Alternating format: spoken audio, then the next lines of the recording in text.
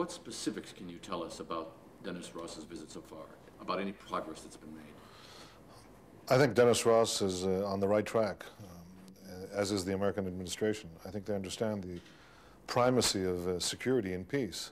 If we have kids blown up in Jerusalem marketplace, you're not going to get very far with the peace process.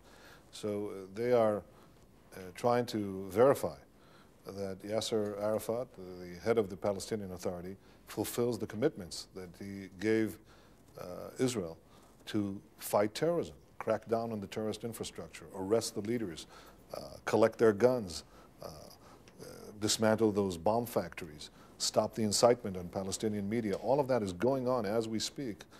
And I think what Dennis Ross's purpose is to make sure that that ends so we can get on with the job of making peace. Some people are saying these economic closures are some of the worst that there have been, and that also is very insightful. Well, it's not insightful. It's not punitive? No, it's, first of all, there are two parts to what we're doing. One is we're trying to close our cities so that the terrorists cannot arrive, and we're opening the closure as security conditions warrant. Secondly, yes, we are placing pressure on the Palestinian Authority itself, just as you place pressure on Libya or on Iran or on Iraq when they supported terrorism. You put economic sanctions on them and you said, stop doing this. This is what we're doing, but I want to tell you, it's not the sanctions that cause terrorism. It's not your sanctions that caused Libya to make terrorism, or Iraq to practice it, or Iran.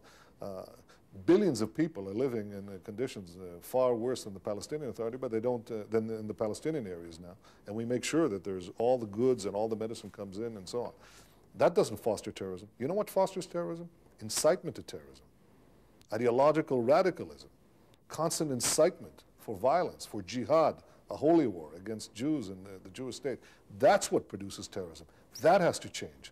It's the physical battle against the terrorist organizations. It's the moral and educational battle against extremism that we have to see on the Palestinian side. And we would welcome if it happens. Believe me, I'd be the first one to take my hat off. I'll wear one for the special occasion and say, good for you.